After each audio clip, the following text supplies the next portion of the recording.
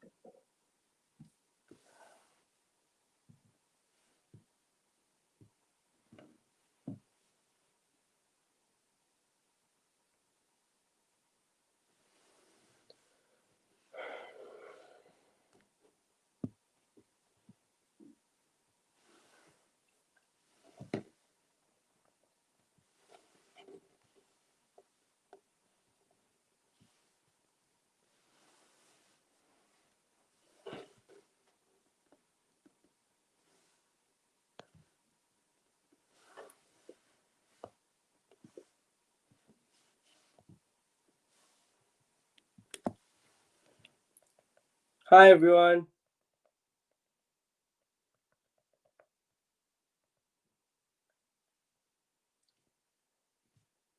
Hey Noor.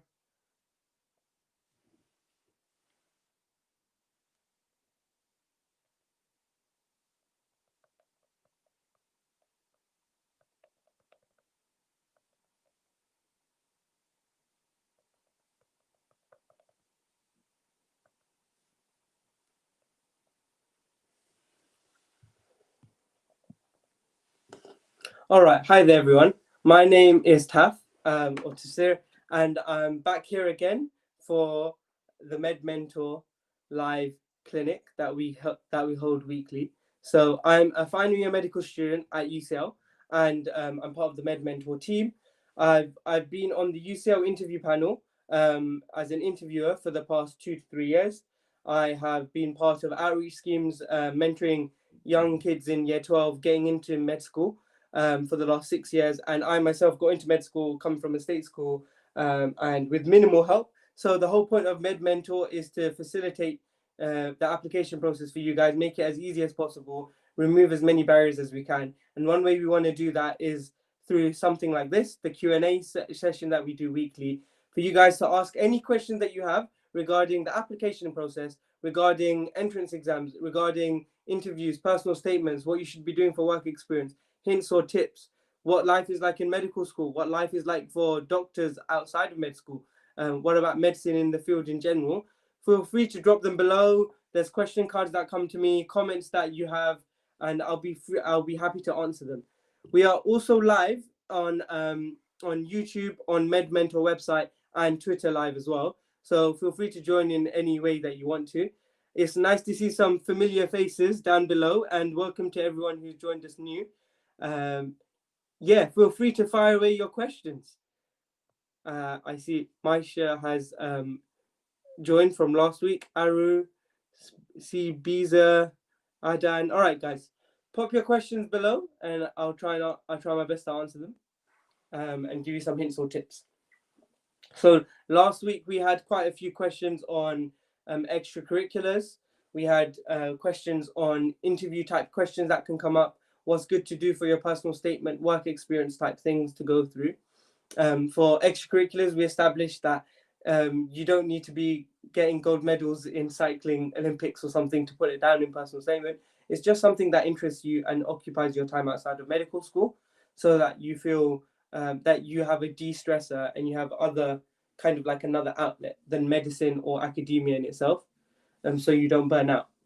If you guys have any questions for me as well, for my time in med school, feel free to ask. I'm happy to give you guys some insight. And for those on YouTube and Twitter, feel free to drop your messages as well, and or your questions, and I will go through them with you. They're both up on my screen. Brilliant. First question has come in from xtonyx.m. So where can you do work experience? Okay, Ria, I see your question as well. We'll come back to that. So where okay, is gap programs into? Oh, brilliant. The questions are coming in. I'm very excited to see. All right. So this question first. Let me just double check something.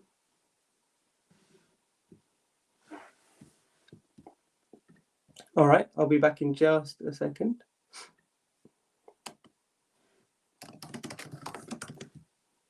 So where can you do work experience and volunteering during COVID-19? All right, that's a very good question. So work experience was very tricky in itself because a lot of the time you have to be 18, but especially in like hospitals. So I'd say maybe go for something more based in the community, whether that be things like GPs who provide work experience programs, or if you go for volunteering. So volunteering right now, obviously it's locked down, but in the next couple of weeks, shops will start opening again. There's charity shops, there's volunteering services in schools, there's clubs and things like that that you can join.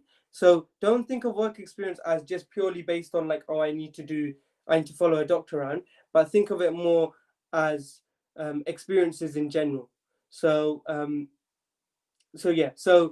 so in terms of where can you do work experience and volunteering during COVID-19, volunteering is basically about helping people, and there's loads of opportunities out there. Last time we had this similar question. I think I referred people to go to look at Age UK and charity services in their local borough and area. So I had a friend who used to volunteer with young people that were young carers, and they used to have respite care on the weekends, and they used to go on like weekend expeditions or like trips and stuff like that, and they used to help out and volunteer there, provide like organizational skills and just converse with everyone there and make them feel at home. So there's volunteering services, there's a wide range. There's volunteering services, like if you Google them and the local area, there'll be loads that come up. Volunteering is the main thing that you can do during COVID-19. When it comes to work experiences, you just have to look in different aspects. So whether that be in hospitals, GP services, whether that be with through nurses, through pharmacists, so people adjacent to being a doctor, so like still in the healthcare field, like physiotherapists, like healthcare services are still open. Obviously, work experience is just trickier with them, especially in light of COVID. That's all the key differences. I did work experiences in like a hospice. The people did it in care homes, and like things like that. So Tony, I hope I've answered your question to an extent there. It's quite a general question. If there's more, please feel free to follow up. Sorry, I can't be that specific, but it's about you being proactive, I think, in trying to find places. It is difficult. All right, Ria 307. Also, Medmentor website has loads of things on where you can get work experiences in terms of like content to look at. Not specifically direct links, but like things that you can think about. So that's a good way to brainstorm and then go actively looking for them. Ria C, how many A stars is the most appropriate for GCSE to give you a good spot for a chance of medical school? That's a very good question, and I can only be honest with you and answer that with I don't know. Each medical school is really, I think there's like 41 medical schools in the country, and each one has different application criteria. A lot of them have a minimum number of like A star to C grades or something, which of course now are numbers for you guys, and that you need to. So like they've got a minimum cutoff for English, maths, and maybe some sciences. Maybe like they want 10 GCSEs with between A star to like C or D or something. So make sure you can make the base minimum requirement to apply in the first place. But obviously the minimum isn't what they're looking for. The people you're up against are obviously going to have really high GCSE grades. That's just the way medicine is and the type of people it brings along. And I think further down the application process line, do GCSEs become important? So for example, when I applied 6 years ago, Oxford University multiplied your GCSE grades by your BMAT score, then ranked you for interview. Nottingham did the same with UCAT scores. Cardiff University, when I did it, cared much more about your GCSE scores, points-based your GCSE scores, and then gave you an interview based off that, and then maybe had 10% of the points score based on UCAT. Like they all have their different formulas. They all change every year as well. So what I'd say to you is have a look at their websites and see how much they weigh GCSEs. But from my point of view, I really worked hard for GCSEs because a couple of years back, GCSEs were more important than they probably are right now, and the credibility. And for me, it opened a lot of doors in terms of going for work experience programs that were a little bit competitive, or going for summer schools that were really competitive. So summer schools for like medicine, or like in universities in general, summer schools for universities when you apply in year 12, a lot of them do rank you, get and base you getting a place based on what GCSEs you got. So obviously, the better your GCSE, the more likely you're going to get in. And there's summer schools like the Unique Oxford Summer School. That's the one I went for. And to get in for medicine for there in my year, you had to get straight A stars, like all 12, to just get a place on their summer school, because there was only 30 and the applicants were probably like thousands.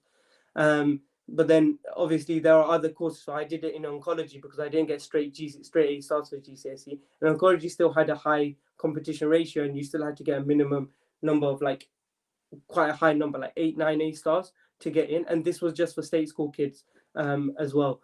So not even for like the wider cohort or like population. So GCSEs, aim for as many as you, in terms of GCSEs, aim for the highest grades as much as you can, because you don't know the doors that GCSE grades will open for you, especially coming down to year 12, applying for things like summer schools. And the better your GCSEs, the more opportunities you have in general. If medicine is not what you want to do as well, like there might be other courses down the line that you think that you'd better suit, then obviously it keeps your doors open there as well.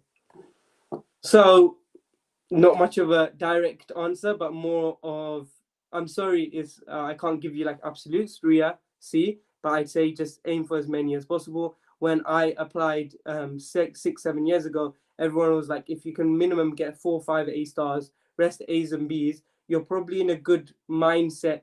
Like you probably have the capability to get into medical school, at least from that threshold.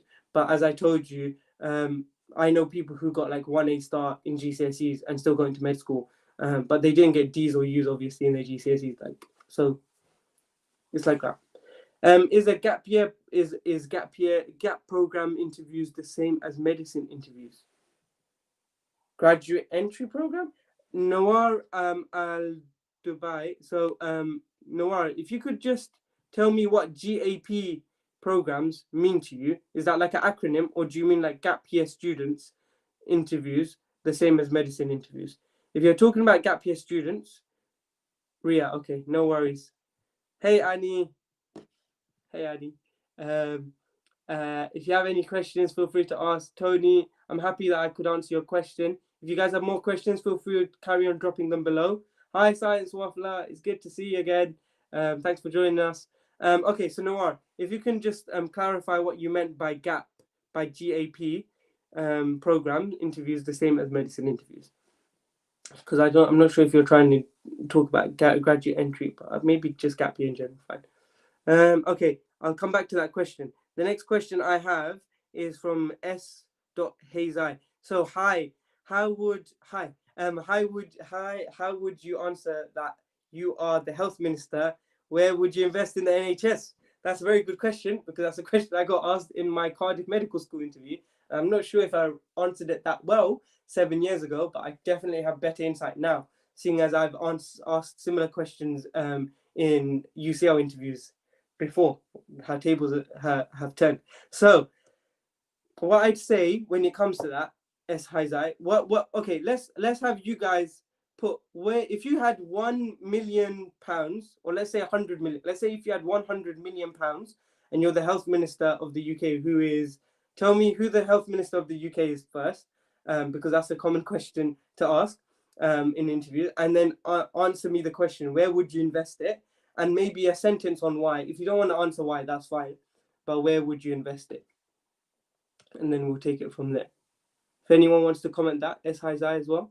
Where would you invest that money as a health minister in the NHS? And then I will give you an overview of a way to approach a question like that.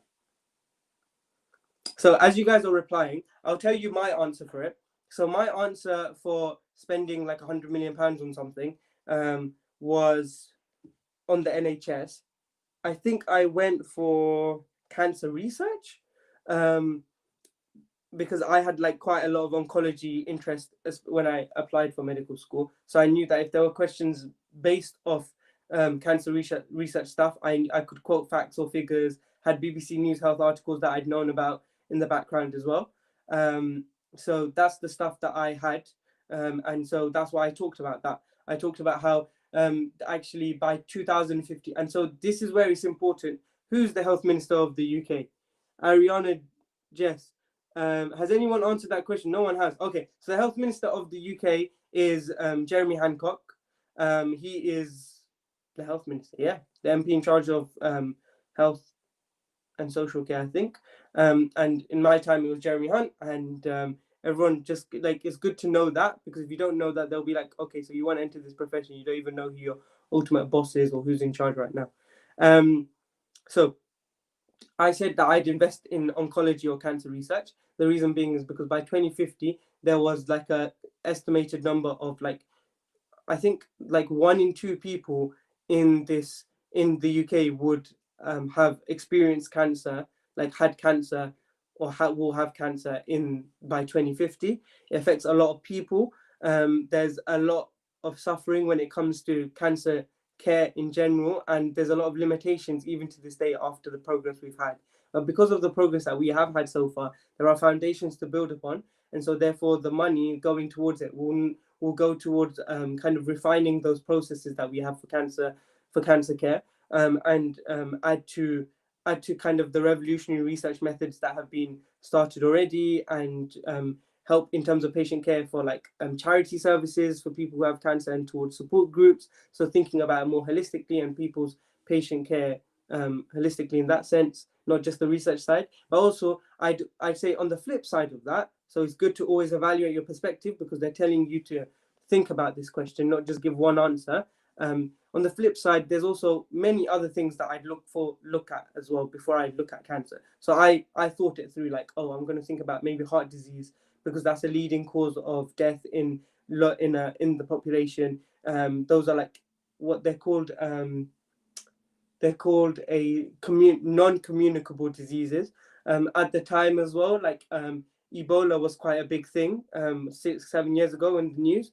Obviously, right now it's COVID. So something to think about, like there's something more instantaneous, like finding a cure, or spending money more on like robotics or AI, because that could provide more sustainable care of like in processes. You can talk about which specialty specifically, and that you can run through 1 or 2 others and what you're thinking about. But the whole point of that question, S. Haizai, is that for you to think, and they want you to think out loud. So think about 1, 2, 3 different things that you could invest in, and then do advantages and disadvantages for your first one, and maybe your second and third if you've got the time, and then come to a concluding point. So overall, I've gone with this because of this reason. And that's how you structure that type of question, that answer to the question. Yes, Jeremy Hunt was the former health minister. Right, perfect. All right, okay. I hope I've helped answer that question to an extent. If you want, what I'd recommend with questions, interview questions that come up, or that you're thinking of, always sit down and just have a brainstorm, or just think it out loud with a friend, or like or a family member, and that way you can think of more perspectives and more ideas as well.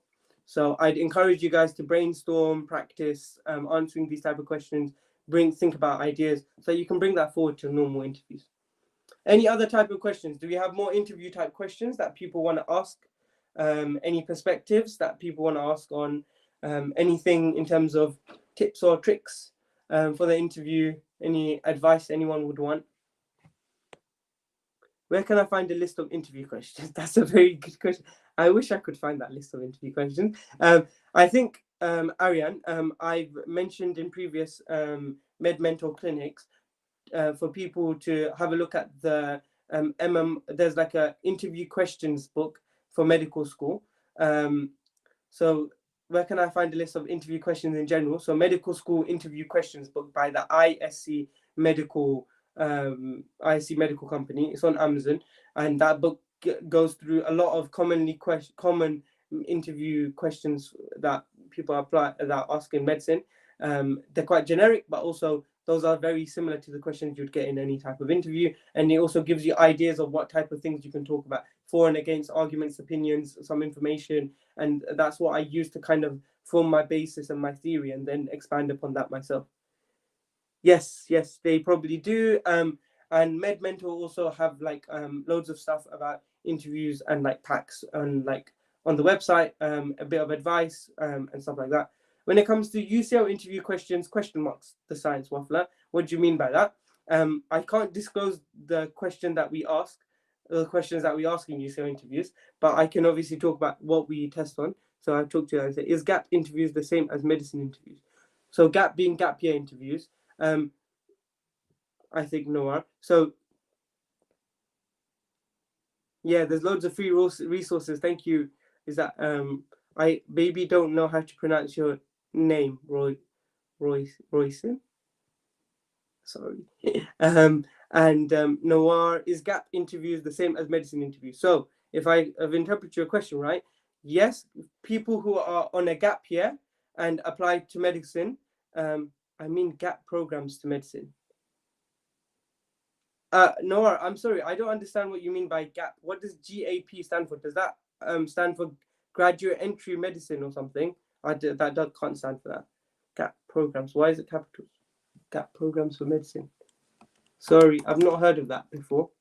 Apologies. Gateway to medicine. I did not know that's what it meant. Sorry about that. So I'm not sure. I'll be honest with you. Gateway to medicine programs. So that's foundation year medicine. Okay. No worries. That's my fault. I should know that as well. Cool. So thank you, Roshin. I'm glad to hear that. So hopefully when you join again next week, I can pronounce it right as well. So foundation year medicine. How can you improve your portfolio as a UCL medical student? And I mean gap as in, okay, fine. So gateway to medicine programs.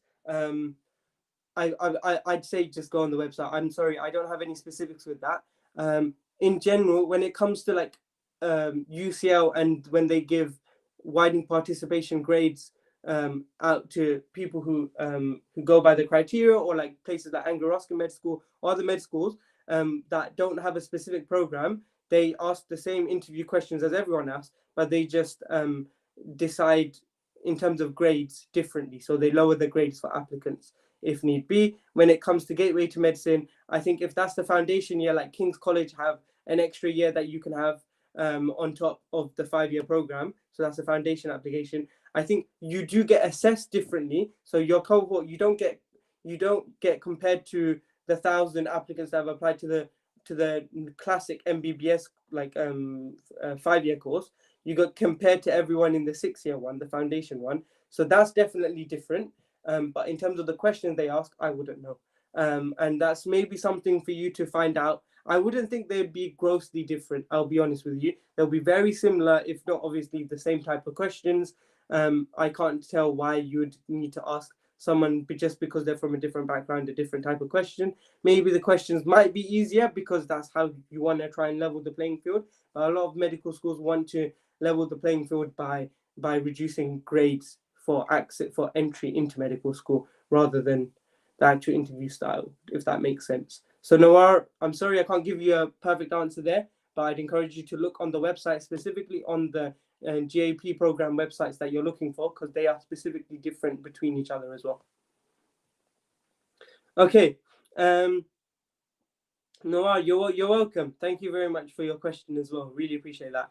The next question I have is from Satyan. So how can you improve your portfolio as a UCL medical student? That's a very good question, and something that I think I've been doing inadvertently over the last few years. So a lot of medicine, so a lot of you guys here might just be applying for medical school, but it's also good to know about what you've got yourself in for and why you're doing so much in your extracurriculars and personal statements now, because at the end of the day, it all translates into what you do in medical school as a doctor as well. So a lot of medical students, because you have to do a lot to get into medical school, you generally are the type of person to get involved in societies, get involved in extracurricular work, or like have your own interests and hobbies, and be all-rounded as a medical student, as a student or individual in general, which is very good. And that's what a lot of application processes try and like gather.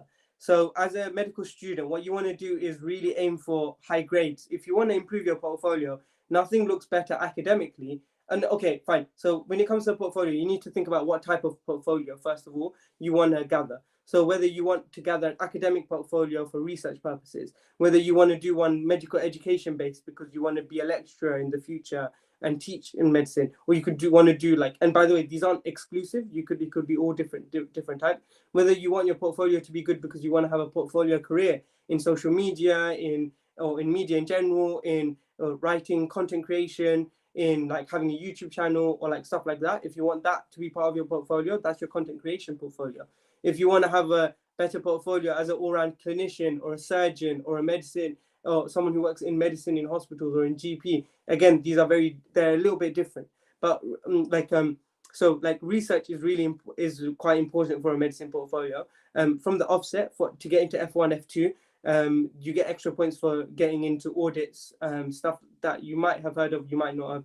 Things like getting your work published in journals, going to poster presentations and conferences in medicine, in healthcare in general, and science. The other stuff that improves your portfolio here can be joining extracurricular societies and taking part in events. So, for example, I was a president of a society at UCL in third year. I was a treasurer of Friends of MSF, which is Medicine Sans Frontières. And so that adds to my portfolio. I'm part of a startup, for example, as well. That obviously adds to my portfolio. I'm part of a charity right now. And these are things that I got, not just because I was a first year medical student. I was like, let's improve my portfolio. But it's more that I developed interest in specific fields. And what I did is follow those interests and take opportunities where I could and was proactive about it. And then that inadvertently went onto my portfolio. And so that's the way to look for it, because I think a lot of the time, if you're going to just look at the portfolio as a tick box exercise, you don't have this like the long-term sustainability of working with the project. So, for example, Target Medicine is really nice on my portfolio, which is an outreach program for to help kids get into medical school, because I've been part of it for 6 years and I've been a team leader and mentor. However, I didn't approach it because I wanted it to look nice on my portfolio. It was more that I really wanted to help kids get into med school. And I stuck with it for 6 years for that reason, because I really have a passion for it and I really enjoyed it. So I hope that I helped you a little bit with that.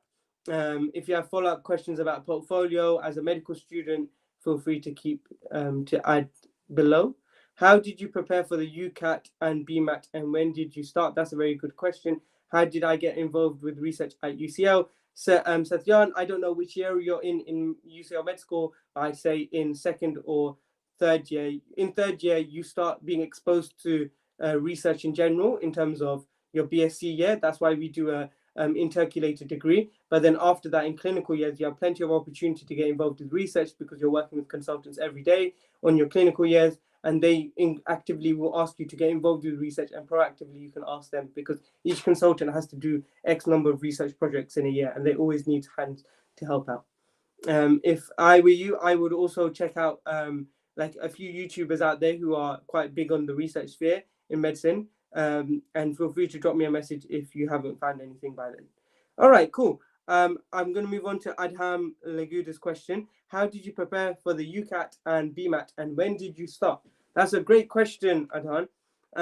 So the UCAT generally, so obviously this is talking about traditionally when UCAT and BMAT are on, and I don't know if that's going to change for next year. So UCAT, I spent about a month revising for it and working towards it. The first 2 weeks were probably like a couple of hours in a day getting used to what type of questions there are. And then the next 2 weeks was very heavy, like every day, like you'd revise for a normal exam, and like practicing questions and making sure my technique was good, my exam technique, and I was familiar with UCAT in general.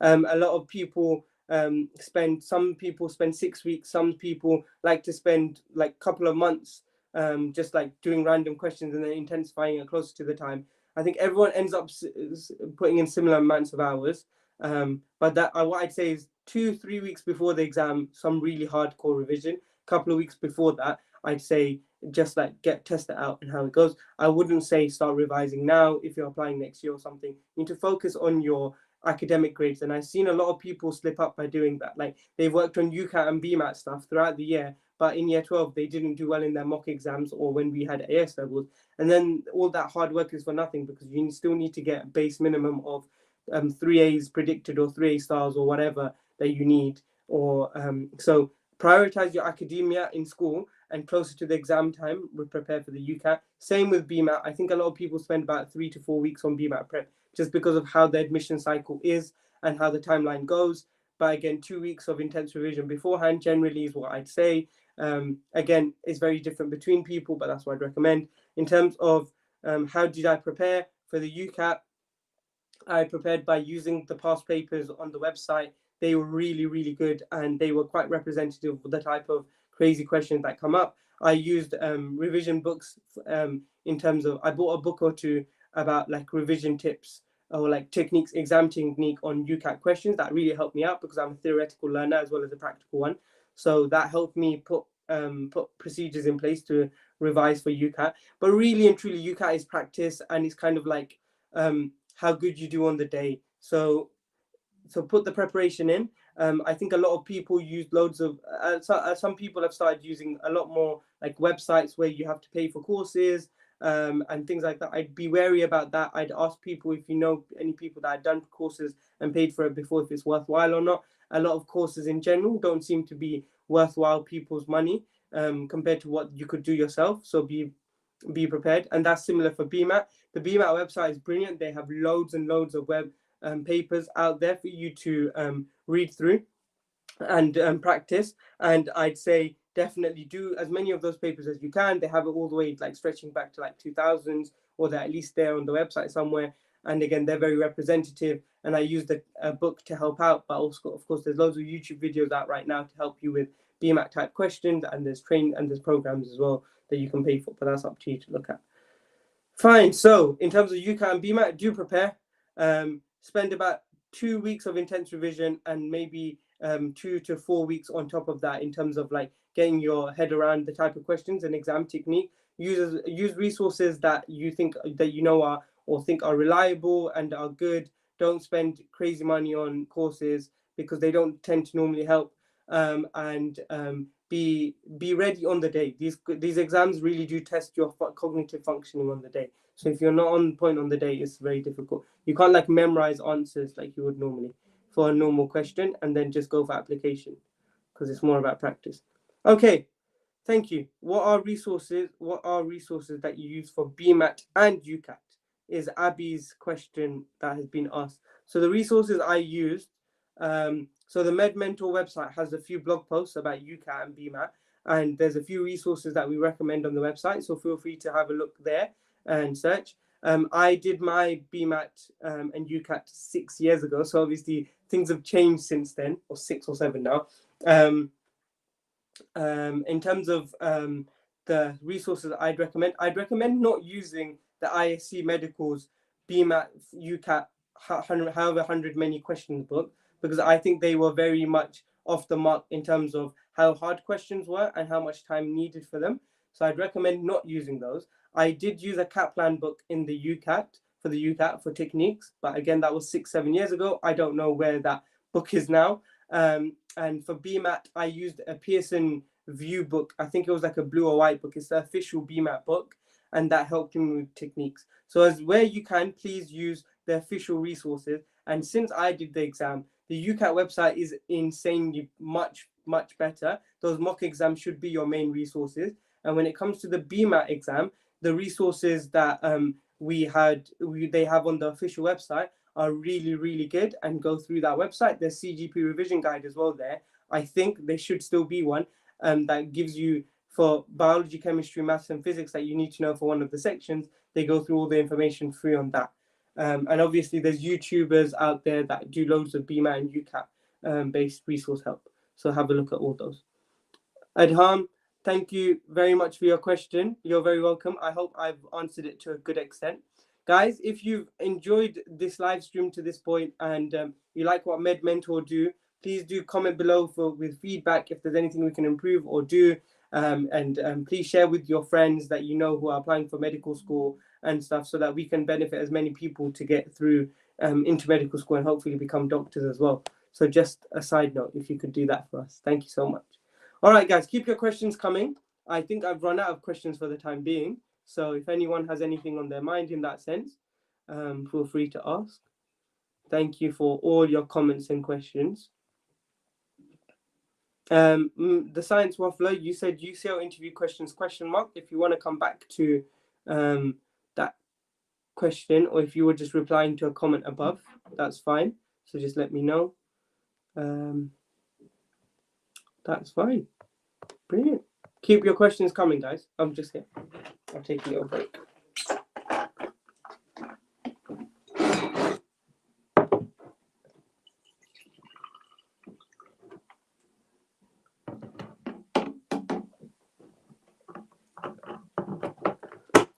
Okay. No, don't worry. Even if I've answered this question before, I can hopefully add to stuff. So let's have a look. So, Roshin, I think is what you said your name was. Your question is, Roshin. Not sure. Not sure if you have discussed this already, but how long would you spend prepping for interviews? Oh, that's a different question. I've never got that question before. Good question. So, Roshin, where are you in your application process? Are you in year 13? Are you year 12? Are you gap year? Are you postgrad? Ife, this is for medical student applicants and medical students in general, both. Feel free to ask as many questions as you like, because it's good for both sides, to be honest. So I'd say that you don't have much of a choice of graduate entry metric. Brilliant. Okay, so good luck with your application and everything, Roshin. So not sure if you've discussed before, but how long would you spend prepping for interviews? So a lot of the times you don't really have an option. Sometimes they med schools say 2 weeks before you've got an interview and you're like, oh mad, so now I have to go and study for it or like do work for it. So what I'd recommend is you treat your interview like you treat an exam. Don't take anyone's advice that when people say, oh, like you just have to do it off the cuff. You have to prepare for it like an exam. There's a lot to it. It doesn't mean you're memorizing answers to questions, but it means that you're well prepared. And what I'd recommend is throughout the year that you're applying for medical school, you should be trying to get medical school like mock interviews where you can, whether that be official mock interviews from people that you know, lecturers or teachers or medical students who have done it before, or like your friends or family, or like just people externally. Your like practice really makes perfect here. So aim to get as many interviews or as many as you like. Like I did 2 or 3 interviews and 2 or 3 of them were very useful. And I got a lot of feedback from them. One was from a really strict teacher that I didn't like, for example. So that was a very intimidating interview, but that's perfect because you're not going to meet in some interviews. You're not going to have the nicest interviewers. So that's one thing. In terms of how long you should spend then. So as I said, for the year that you're applying, like be kind of like up to date in terms of practice, but closer to the interview date, I'd say spend 2 weeks. Again, it's like 1 week of not so intense work, but like figuring out the research behind what you need to do. And like, for example, so for example, if I say it's UCL as a university that I've applied for med school, I'll find out like what their course structure is like, where they are, what they pride themselves on. I do some research on UCL. I do some research on like interview questions in general and do some brainstorming. And then closer the week before I'd make that more intense, go over my healthcare, like my health in what's in the new stuff. If there's MMI type interviews, I try and practice some scenarios, like getting really into the flow of it. So I'd say in that sense, I'd say 1 to 2, sorry, there we go. Sorry, live video pause there. So I'd say 1 to 2 weeks of like more intense revision close to the interview time. But throughout the year, you kind of have to be on top of the content that you're getting ready for the interview. So that's like reading up on healthcare news. That's doing interview practice. That's having like an idea of what type of interview questions might be coming up. I'd always recommend, if you got an interview for a medical school, to ask people who have had pre-interviews in that same med school before, to give you an idea of what type of questions or what they're looking for in an applicant. And that really helped me out when I spoke to people who had interviews in years above. In terms of my school, one of them wasn't successful, one was. And it was really interesting finding their perspectives and the type of questions they got asked from what they could remember or something. And I basically brainstormed it after that. So a very woofle waffle. I've added a lot to my answer there. I hope that's helped, Roshin. And if there's any other questions you have on the back of that, feel free to add. MedPop 8, what did you use for biology and chem A-level revision? MedPop, I'm really sorry, but I can't really help you with that. What I'd say is, what I'd say is, what do you use for biology and chem A-level revision? Say go on the Medmentor website. There's a few things that we've already got up in terms of resources that you could use. I think YouTube is an amazing thing right now. In medical school, I use something called Osmosis, which is a YouTube channel that really helps just find out the background physiology behind medical processes. And then I use other YouTubers in terms of medicine to figure everything out. And then when it came to actual revision resources, I used like official source stuff, and then I used people's notes in years above. That really helps cut down time in writing stuff that I don't need to. And then I write notes and do Anki cards or active recall and things that I need to improve on. So that's the way I work through it in medical school. So if you could maybe apply that to biology and chem A-level revision, I wouldn't know specific resources, but that's what I can say from my point of view. But thank you for the question. Sorry, MedPop. Also, what do you use to keep up to date with healthcare news? With healthcare news, if you download the BBC Health News app, BBC News app, and go under healthcare, that's what I used throughout the whole of year 13 and the whole of year 12 to keep up to date with healthcare in the news. It's a really simple way to keep up to date with things. It's very easy to read article formats. I also read the Guardian health page. That was really interesting because they were a little bit more in depth, but a little better as well in detail. But they were very good to a good level for someone who was in year 13 like myself and didn't have a good idea of like scientific concepts. What I'd say is after you read those articles in like those type of papers, then maybe if you have more interest in a specific topic that they've talked about, then do more in-depth research or like work on it by Google searching it and finding other avenues. So keep up to date with healthcare news using the BBC News app on your mobile phone. And the Guardian app as well, and look under healthcare, and that will do you more than fine, because it talks about all the other latest developments in the field. Oh, you're very welcome, MedPop. No worries at all. If you have any other questions, feel free to ask. Roshan, that's great. Thank you for all the tips. You're very welcome. I've had panel interviews in the past, so we'll try some mock mini interview, MMI style interviews soon, which is good. And Roshan, that book that I was talking to you about before, that ISC medical book has loads of MMI type scenarios that you can have a look at and ideas about the answers to it. And I'd never done an MMI interview myself, but I've carried out mock interviews for people, and those were very good in terms of what we were looking for. And yeah, if you can get an MMI interview in soon, that would be amazing. But even if you don't, just like practice yourself and do as much as you can. But good luck. All right, guys. I've answered questions. I've got another 15 minutes until I'm out. So if you have any other questions regarding our application process for medical school, medical student life in general, life as a doctor, work experiences, anything that I can help you with, feel free to ask, and I'll try my best to answer them. Thank you so much.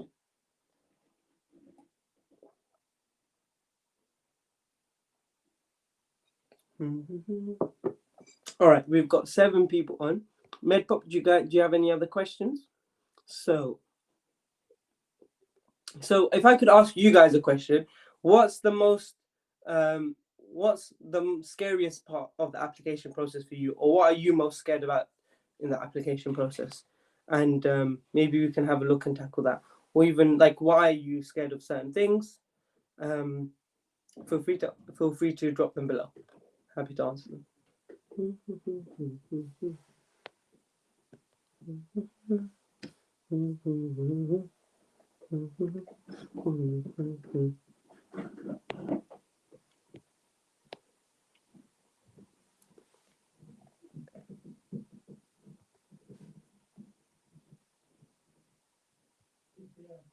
So guys, if you have any questions, feel free to drop them below.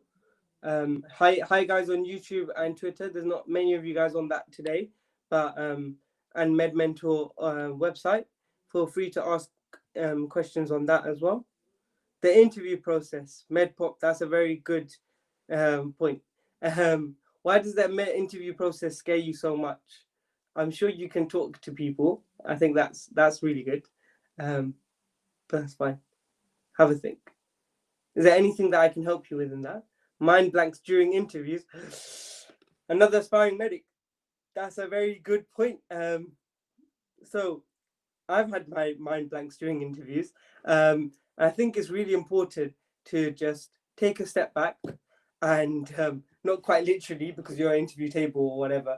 I just say honestly, just take a minute. Just say sometimes you're like, just tell them your mind's gone blank. Be honest with them. They'll take that as you being genuine and honest. To be honest, obviously, if your mind is going blank on every question, then that's a little bit different. But if your mind goes blank, it'll probably go blank for a question, and then it'll throw you off. So it's better for you to just tell them, "Sorry, my mind's gone blank. Would you give me a minute to think about the question again, or could you repeat the question and buy yourself some time and then think it through?" Or like a different way. Could you ask the question in a different way, maybe? Just because I'm finding it hard to tell. I don't know, stuff like that. Like it's fine. At the end of the day, you guys are still really, really young, applying to medical school. Whether you're even if you're postgrad, you're in your like early 20s. Whether if you're first going straight from school, you're like 17, 18. You're not going to be that polished with interviews. So they have a high standard, but they gotta. If you're honest with it, it's fine. All right. Is there any other advice that you guys want to take on board from my side? How are you guys finding this format of Q&A? Do you guys enjoy it, or do you have other presentations that you want to talk about? All right. So Roshan, you said worried about long-winded answers. Feel like I struggle to condense what I want to say. Fine. Medpop, what resources did you use to prepare yourself for the interview?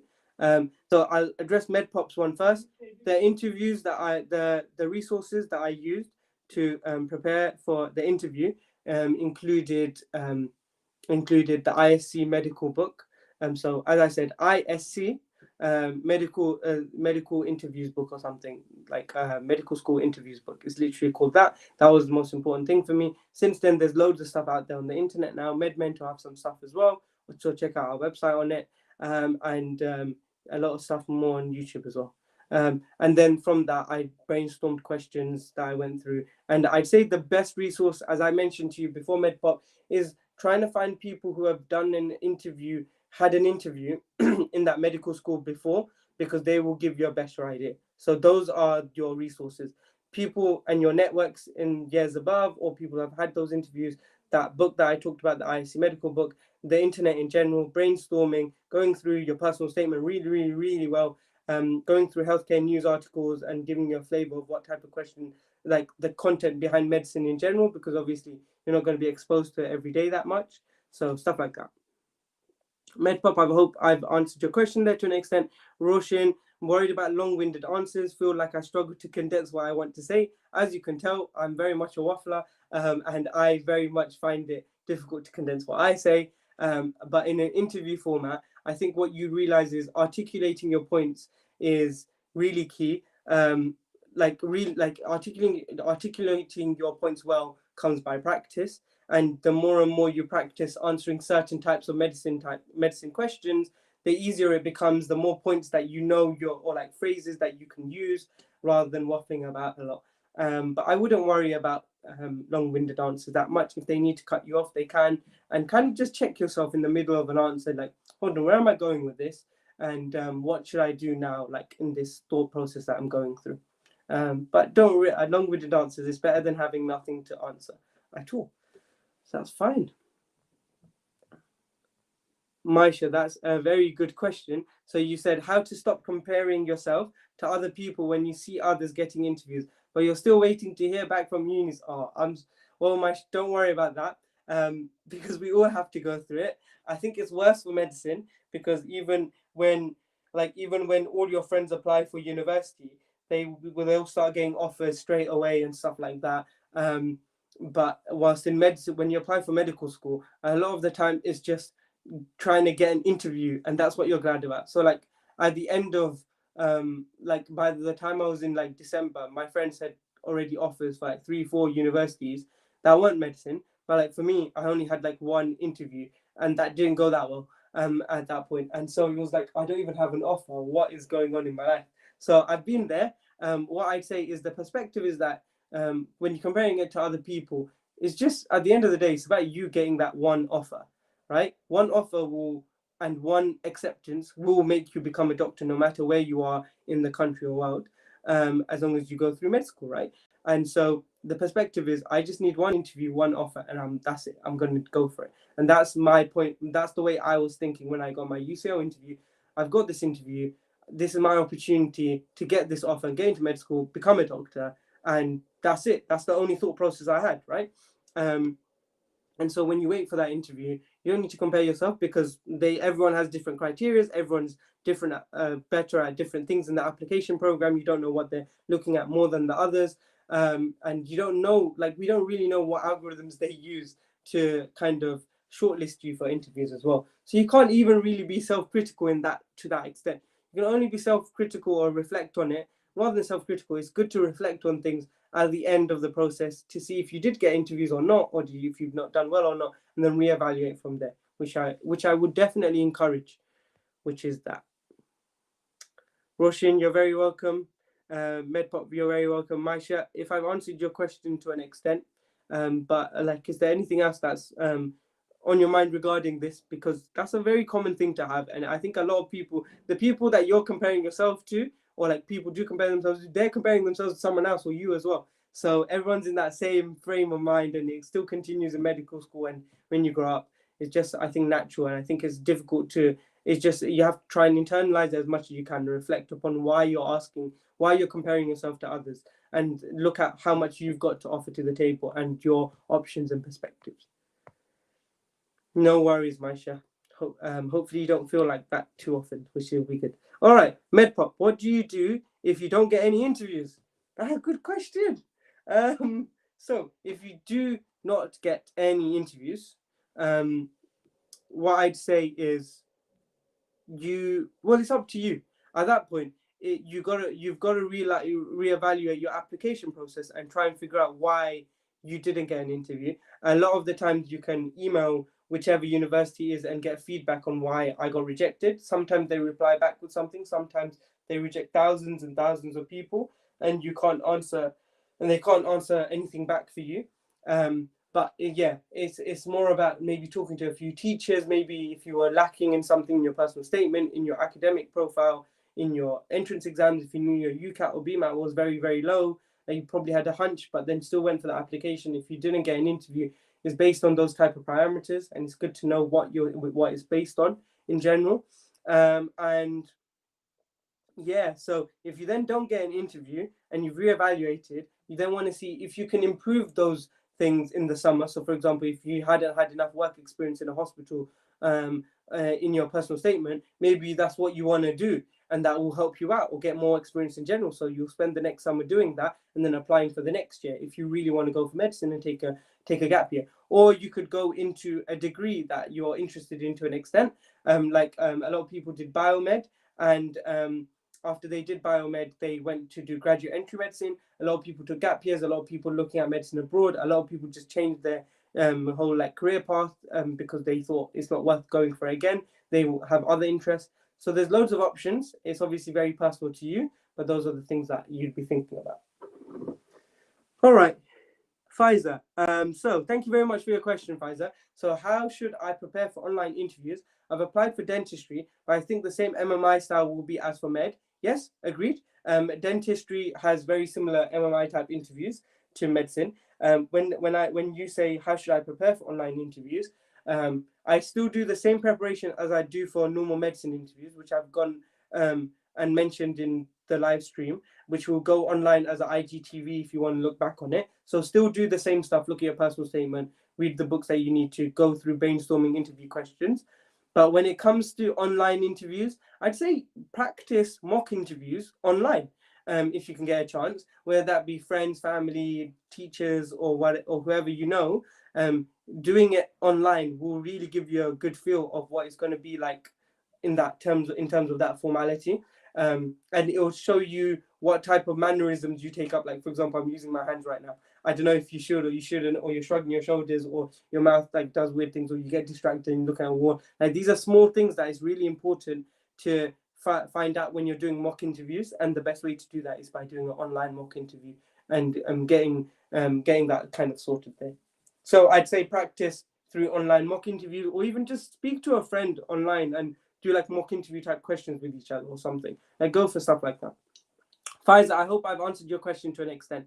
There, obviously, I don't know what they're doing in terms of like in MMI when they used to have role play scenarios and stuff. Maybe they'll have similar role plays, but it'll just be through the phone or like through FaceTime stuff. Or, like I know the classic is like, oh, you run over the neighbor's cat or something. Like it's easy to still recreate that scene through this. Like it's not really like it's very similar for them. Obviously, for you, you'd have different things that you need to do. So that's another thing. You're very welcome, Faiza. If you have any other questions, feel free to ask. Medpop, how do you cope with the workload? Well, from my face and answer that question, to answer that question is I don't know. It's difficult, very, very difficult. Don't get me wrong. With the workload of medicine, with the workload of you guys in A level, year 13, if you're a graduate entry medicine applicant, you've got a lot of things going on. It's just difficult. And I think time management, I think everyone says we have it to an extent, but we maybe don't. But that's fine, because what you need to do is with workload, you can't just keep piling it on. You have to be able to prioritize what you need done in a specific day, week, or month, and have those type of goals in place and work to deadlines. So, for example, if your BMAT is coming up in the next 2 weeks, you know mainly you're going to do BMAT work. Forget your A-level work and just do the bare minimum for what you can there, because you've got the rest of the year to revise for that.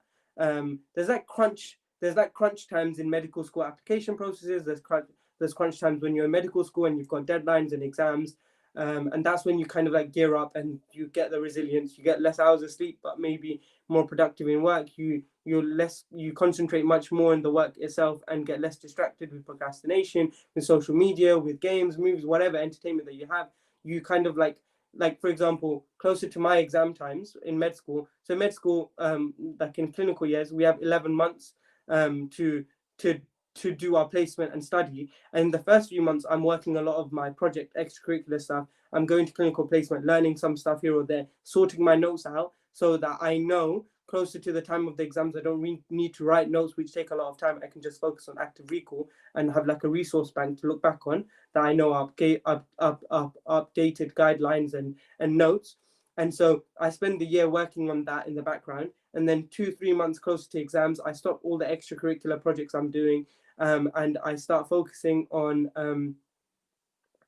so then I start focusing on the exam coming up, and I spend dedicated good number of solid hours, sometimes like 8 to 10 hours a day working for the exams that are coming up. And then obviously then I limit my entertainment or like my relaxed time. I still do my sports, but maybe like once a week instead of like once, 2-3 times.